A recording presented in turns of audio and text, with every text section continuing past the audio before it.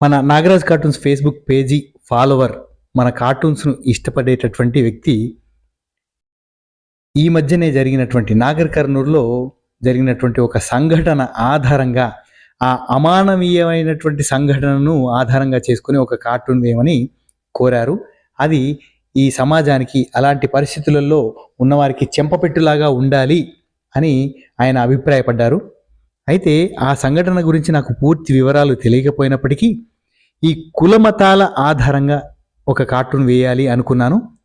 అది కనువిప్పు కలిగించేదిగా చెంపపెట్టులాగా ఉండే అంత తీక్షణంగా ఉండకపోవచ్చును, కానీ ఆలోచింపజేసే విధంగా ఉండాలి అని ఈ కార్టూను వేశాను. ఈ కార్టూన్లో క్యారెక్టర్సు మనుషులు కాదు, చచ్చినవారు, అంటే దయ్యాలుగా చనిపోయి దయ్యాలుగా మారినటువంటి వ్యక్తులు. వారు ఏమని మాట్లాడుకుంటున్నారు, ఇందులో ఈ కులమతాల ప్రస్తావన ఎలా తేవాలి అని ఆలోచించుకొని ఒక డైలాగ్ రాసుకున్నాను. ఇందులో 3 దయ్యాలు. ఈ కార్టూన్ వేయడం చాలా ఈజీ, ఈ బొమ్మలు కూడా వేసుకోవడం చాలా ఈజీ.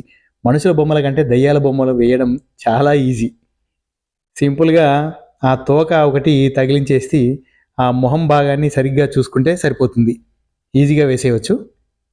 ఇక్కడ 2 దయ్యాలు మాట్లాడుకుంటున్నాయి. అంటే ఒక ఎదురు దయ్యాన్ని ఒక దయ్యం అడుగుతుంది, మీరేమిట్లు అని. సమాజంలో మనకు చాలా చోట్ల ఇట్లాంటి సంఘటనలు కనిపిస్తూనే ఉంటాయి. మీరేమిట్లు అని అడుగుతారు, అంటే మీరు ఏ కులం వారు, ఏ మతం వారు అని భావం.